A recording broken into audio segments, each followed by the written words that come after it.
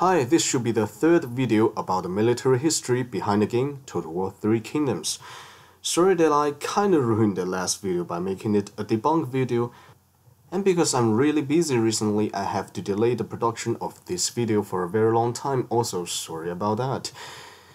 And now we have more things to debunk, don't we? But I have to do that later because by the time I'm recording this video is already 80% done and I don't want to delay the production of this video anymore. This video is about the polearms in the Three Kingdoms era and Han Dynasty. And the polearms, especially spears and pikes, are the most important melee weapon throughout the ancient Chinese history.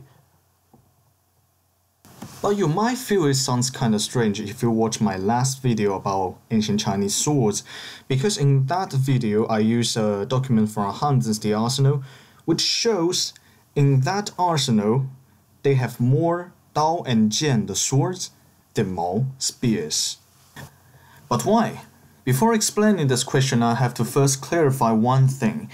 That is, in Chinese, there's no clear differences between pikes and spears. Though when translating from English to Chinese, usually Qiangwu stands for pikes and Maowu stands for spears, these two words doesn't have much differences in Chinese.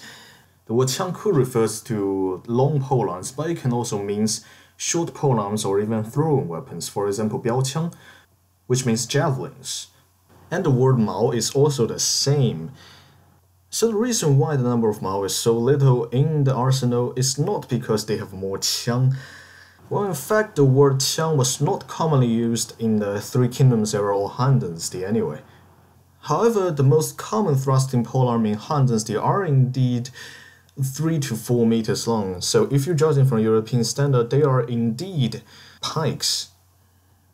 So now that in Chinese, spears and pikes are categorized as same types of weapon, and qiang and mao are basically just two alternative names for the same weapon. Why does the mao, spears and pikes actually, wasn't the most common melee weapon in the Han Dynasty arsenal? That is because, according to the documents from the Han Dynasty, the most common thrusting polearm in Han Dynasty was a weapon called Pi. According to the document of Donghai Arsenal, the Mao spear stored in the arsenal was 50,178, while the number of Pi was 449,801. So what is Pi, and why is it considered different from the Mao spears? And why the word is no longer used in modern Chinese, and why the weapon no longer used in later Chinese dynasties. Pi was originally invented in the Bronze Age.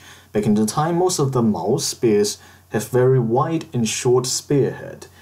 Or according to the archaeologist, they have a leaf-shaped spearhead.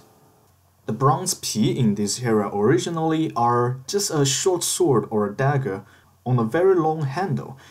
In the Bronze Age, this is an effective and cheap way to extend the reach of a bronze sword, but eventually, Pi became a designated type of polearms. But in later era, the shape of both weapons changed from the late Warring State era to early Han Dynasty. Mao spear became narrower, or as the archaeologists called them, adopted the sword-shaped spearhead. The Pi, however, became shorter. The spearhead was still attached to the long handle in a way similar to the swords, but the shape already looks quite similar to the spears. In this era, a variant of Pi was also invented. They're usually called sha. Compared to the standard Pi in this era, they look more sword or dagger than spears, for this type of weapon has a very large crossguard. Though the blade of these weapons are made from steels, the crossguards are usually made from bronze and they are very thick and heavy. These allow the soldier who used them to strike their enemy like using a hammer. This type of weapon was usually used by the cavalries and heavy infantry in the Han Dynasty and Three Kingdoms era. And they are usually given to the experienced soldiers or the guard unit. This point is further supported by the material for the crossguard, bronze. It is a very expensive material in ancient China because copper mines are very scarce in China. In fact, in most of the ancient Chinese dynasties, copper was the major material for making currencies. because other precious metal, gold and silver, are even more scarce in China, much scarcer actually, and this problem became more significant in Han Dynasty due to the rapid growth of population and economy. In the late Han Dynasty and the Three Kingdoms era, the shape of these two weapons changed again. The pi in this era also have sockets, so they are attached to the handle in a way similar to the spears now, and the Mao spears also became longer. So these two weapons looks very similar from this era, or you can say they basically became same weapons. The pi was only used to describe the spear with long spearhead, for example the shuo. The cavalry lance in ancient China was categorized as pi in the arsenal. The Mao, lighter, shorter spearhead are usually used on longer pikes, while the pi are usually used on shorter pikes, spears or lance. That's why in later dynasties the name pi was no longer used, because pi and Mao already became same type of weapons. The most common type of shield used by the Chinese pikemen at the time are also the shuanghuden I mentioned in the swordsman video. The shape of shuanghuden allows the user of the shield to have a more stable position for their polearms by putting their weapon on the side of the shield. However, if the pike they are using is too long to be used by one hand, they will usually choose to use a type of arm strap shield that doesn't need to be held by hand. This type of arm strap shield functions similar to the Macedonian arm strap shield, but the shape looks very different. The soldiers in the south of the empire, however, like to choose a type of very large and heavy square shield, which kind of looks like the Roman shield. This type of shield will certainly give them much more protection, but it also means they have to choose polearm that is much shorter than those used by the Northern Army. Pikemen and spearmen are the most important melee unit in the Three Kingdoms era and Han Dynasty. They are the troops that provides protection for the large number of ranged units in the army at the time. However, for more information about their tactics and the battle doctrine of the army in Three Kingdoms era and Han Dynasty, I'm going to do that in a different video, probably after I finish introducing different kinds of weapons at the time, because most of the tactics at the time requires cooperation between multiple types of melee and ranged unit. And the tactics of the regular army from different parts of the empire could be very different. The lance used by Han Dynasty and Three Kingdoms era heavy cavalries are called shuo or shao. As I mentioned in my video about Three Kingdoms era and Han Dynasty cavalries, they are usually 3 to 4 meters long.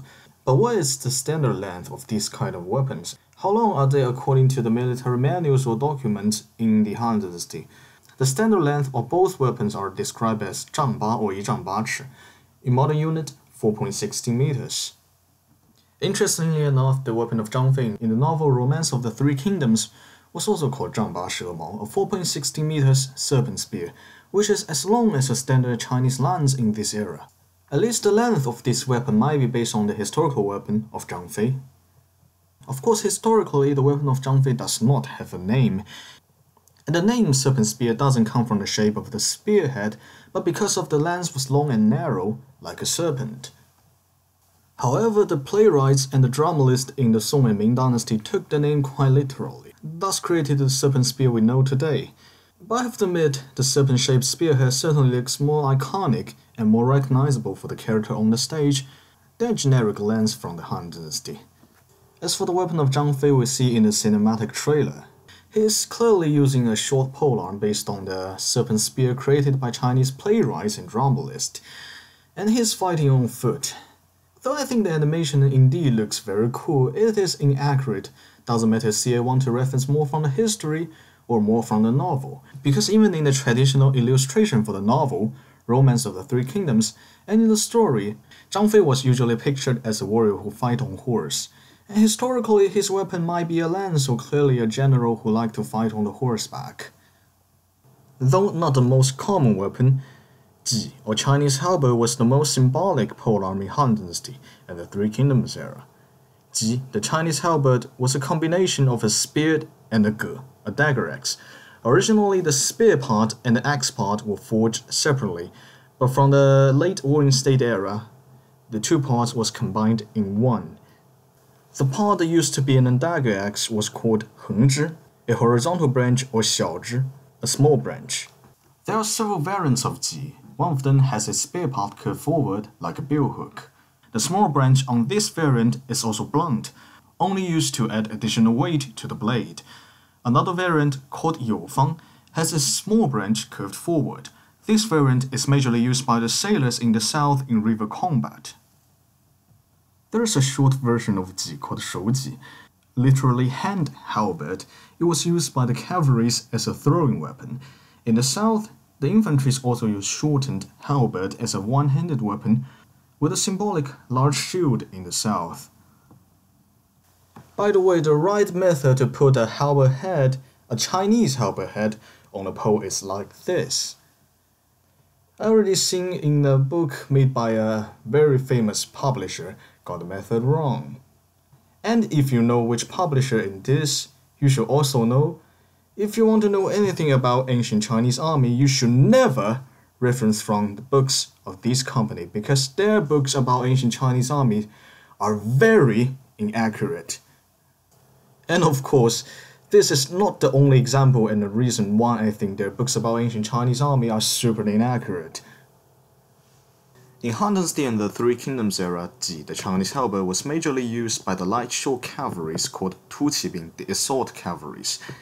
As a cavalry weapon comparing to the spear or lance, it's more versatile, and surprisingly, it was actually easier to use comparing to the lance or spears, especially for the unexperienced cavalries who also didn't have stirrups at the time. But as the Chinese armies became more experienced in cavalry warfare, and the empire controlled sources which they can easily recruit a large number of experienced riders, which are the nomadic tribes that became loyal to the empire after the defeat of Xiongnu. Ji as a cavalry weapon eventually became less popular, while sure, the Chinese lance became more popular.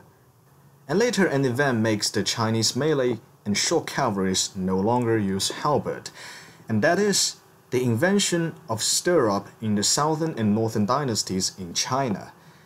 Well, I have to mention that stirrup is not necessary for the short cavalries. However, it makes the training for the short cavalries, well, in fact, all kinds of cavalries, much easier. That means more cavalries will be able to fight effectively with much longer lengths. While the Chinese lance at the time are usually around 4 meters long, while the cavalry halberd were usually only around 2 meters long.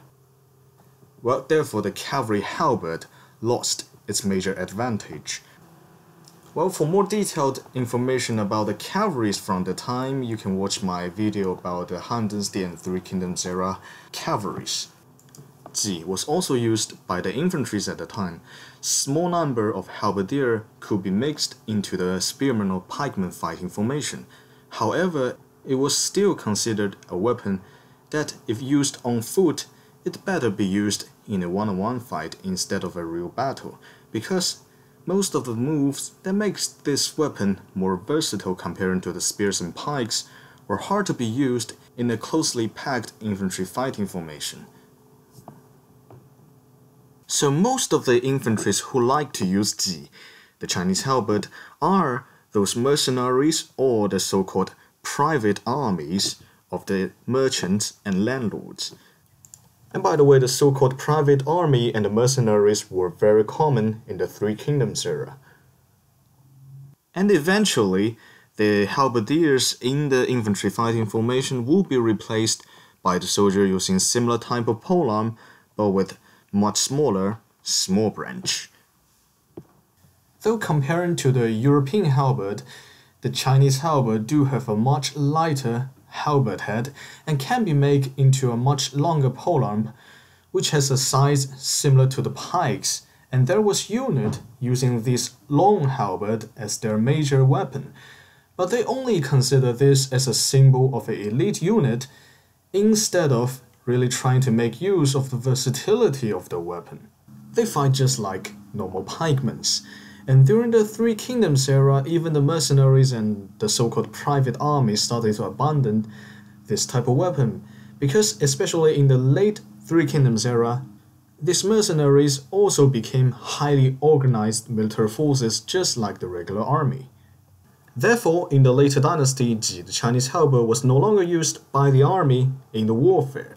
However, several variants of them were still used as ceremonial weapon or decorational weapon. The most famous one among them was a Song Dynasty variant called Jidao. The reason why it's so famous or symbolic, it is because 方天画戟, the legendary weapon of Lü Bu from the novel Romance of the Three Kingdoms, was based on this type of weapon. And therefore it also became the stereotypical shape of Chinese halberd, especially in the popular culture, even though this variant of ji was rarely used in real warfare. In the end of the video, let's talk about some lesser used melee weapon. Axe was used in this era. The number of them was however relatively small. According to the document from the arsenal I previously mentioned in this video, in the arsenal there was 1,132 of them. They were recorded in separate lines. Some of them were used as tools for execution, while the majority of them are combat weapons. The Chinese war axe in this era are usually used as short to medium-sized polearms, usually around 1.5 to 2 meters long. They also have a very large spike on the top of the weapon, which make them look somewhat similar to the European halberds. In the last video, I mentioned the weapon of Guan Yu was not based on a type of weapon called Pu Dao, nor is it mistaken from it. It is actually based on a Song Dynasty training weapon that was considered too heavy for real combat, or you can simply say it is just a dumbbell that was shaped like a blade. Just like the serpent spear of Zhang Fei in the novel, the dragon blade, the fictional weapon of Guan Yu, was also originally created by the Song or Ming Dynasty artists or playwrights. That's why it's based on a Song Dynasty training weapon. But is there a type of weapon in the Three Kingdoms era or Han Dynasty that looks just like the fictional weapon of Guan Yu? The answer is yes. But what is it called? Well, the answer for this question might surprise you because the answer is 大刀. Yes, the word we usually used to refer to these bulky, single-edged sword, but the definition of 大刀 only changed to this in around 200 to 300 years ago. Before that, 大刀 means a blade with long handle, which means polearms. If you look through the Han Dynasty books for their explanation and definition for the weapon, you might notice an interesting line which says 皮大针也，曰剑如刀装者. 皮, a type of spear as I mentioned, is a type of polearm. Or you can say it is a jian, a double-edged sword, mounted on a long handle in a way similar to the dao. So it's safe to say the dao or at least 大刀 in this era could means a type of polearms, but it is not a weapon commonly used by the regular army. Also, according to the document of the arsenal, there was only 127 of them stored in the arsenal. It is safe to say it might be only used as a type of ceremonial weapon or used by some commanders or the bodyguards of them. And this should be the end of this video. Again, to keep the video short and compact, this video is also very simplified. But if you have any questions, or if you think there's anything important I have mentioned in the video, feel free to tell me and other viewers in the comment section. And see you next time.